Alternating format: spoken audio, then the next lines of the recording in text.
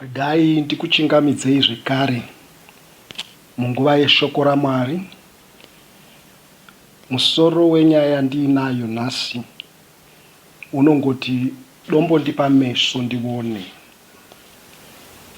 Jehovah, Dombondipa meso ndione.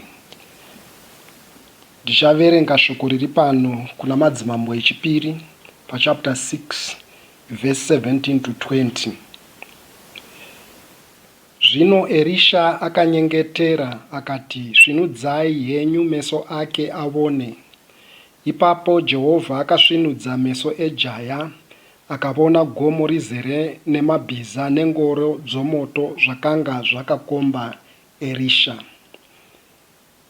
Zvino vakati vachiburukira kwaari, Elisha akanyengetera kuna Jehovha akati, dorovai vanhu ava noupofu. Jehovha akavarova noupofu sezvakanga zvarehwa naElisha. Elisha akati kwavari, haiziyo nzira uye guta harizi iro. Nditeverei ini ndikuisei kumunhu wamunotsvaka. Akaenda navo Samaria. Vakati vasvika Samaria, Elisha akati, Jehovha, svinudzai meso avo ava vavone. Jehovha akasvinudza meso avo vakavona kuti vava mukati meSamaria. Ndichaverenga zvekare kuna Genesis chapter 21 paverse 14 kusvika 19. Abrahamu akamuka mangwanani akatora chingwa neguchu remvura akapa kuna Hagari, akazviisa papfudzi rake nomwanavo, akamuendesa iye. Akaenda akandodzungaira murenje reBherishebha. Mvura yeguchu yakati yapera, akakanda mwana pasi munyasi megwenzi. Iye akandogara pasi pakatarisana naye nhambwe inenge ingasvika miseve kana wapotserwa, nokuti wakati, ndirege kuona hangu mwana achifa. Akagara pakatarisana naye achichema kwazvo. Mwari akanzwa inzwi romwanakomana. Mutumwa waMwari akadanidzira kuna Hagari ari kudenga akati kwaari, zvaita seiko Hagari, usatya, nokuti Mwari vanzwa inzwi romukomana apo paari. Simuka, usimudze mukomana, umubate muruoko rwako, nokuti ndichamuita rudzi rukuru. Ipapo Mwari wakasvinudza meso ake, akavona tsime remvura.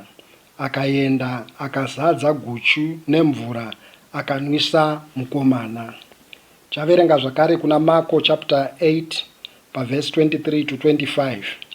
Akabata ruoko rwebofu akariisa kunze kwomusha, ndokupfira mate pamaziso aro. Akaisa mavoko pamusoro pake, akamubvunza achiti, unoona chinhu here? 24. Iye akatarisa akati, ndinoona vanhu, ndinovavona vachifamba vakafanana nemiti. Zvino akaisazve mavoko pamusoro pamaziso aro.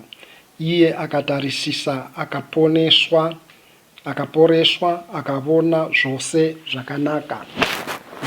Mwari varopafadze kuverengwa kweshoko ravo. Nyaya yatiinayo pano ndiyo kuti kune vanhu vane maziso akaita seangu amuri kuona, asi maziso aya ane zvaanovona nezvaasingavoni. Kufanana nemhuka dzakawanda dzakafanana namombe, mhuka dziya dzinovona marudzi kana kuti makala maviri chete, atingati black newhite, chitema nechichena. Zvimwe zvose zvakaita vana red, vana pink, vana yellow, vana green, hadzizvivoni, dzinongovona zvichena nezvitema. Kunge vanhu vakatarisa TV yeblack and white, yokuti kunyange munhu ari paTV papo akapfeka kepesi tsvuku, iwo unongoona iri tema. Saka ndo zvakaita maziso, kuti ane zvimwe zvinhu zvaasingavoni, zvinovonekwa nevamwe vanhu vaya vatingati clairvoyant. Zvokuti pakati penyu kana pane munhu anovona zvamusingavoni, imi munoshamisika kuti ko munhu itsika dzake dzaanoita kana achifamba ndedzipi nokuti anenge achiona imi musingavoni. Zvino pano hondo yevaSiria yavaAsiria yaunganira Erisha ichida kumubata. Guta rose rakombwa. Mukomana Gehazi muranda waErisha anomuka oti ishe wangu tichaita seiko zvatakombwa. Erisha unoti kuna Jehovha zvinudzai maziso ake avone. Mukomana anozvinudzwa maziso obva avona gomo rakazara ngoro dzomoto namabhiza emoto nazvose zvikuru zvehondo yokudenga zvakakomberedza Erisha. Ndinotenda kuti ipapo akafara zvikuru uye zvokuti vaiva vakamutarisa vakashaya kuti dzadambuka here. Vavengi vasvika kuna Erisha vachida kumubata, anoti ishe vapofumadzai, vobva vaita mapofu, vobva vatungamirira kuSiria kuna mambo. Nyaya ndingoda kungotaura panapa ndiyo kuti Mwari vane simba rokusvinudza munhu anoda kusvinura kuti avone. Vane simba zvekare rokuita kuti wakasvinura kudero usavone, nokuti ava vakatungamirwa naErisha anoti nditeverei. Ukaona hondo yose yotevera kureva kuti vari kuvona. Asi zvavari kuona havasi kuona kuti tiri kufamba taakubva muguta riya taakuenda kumwe, kusvika vazonosvinudzwa vave kuSamaria. Kureva kuti panoda munhu kuti akumbire kusvinudzwa maziso, nokuti ukasakumbira kusvinudzwa maziso dzimwe nenguva unogara usingavoni, kana kuti dzimwe nenguva unotozopofumadzwa.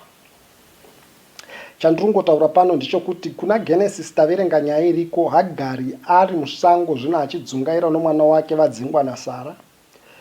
Mwana chikafu chisisipo, mvura ichisipo, anokanda mwana wake pasi, iye unogara chinhambwe chine mamita akati kuti, nokuti kana kuchinzi kunosvika museve kana wakandwa pane pakaita nechekure.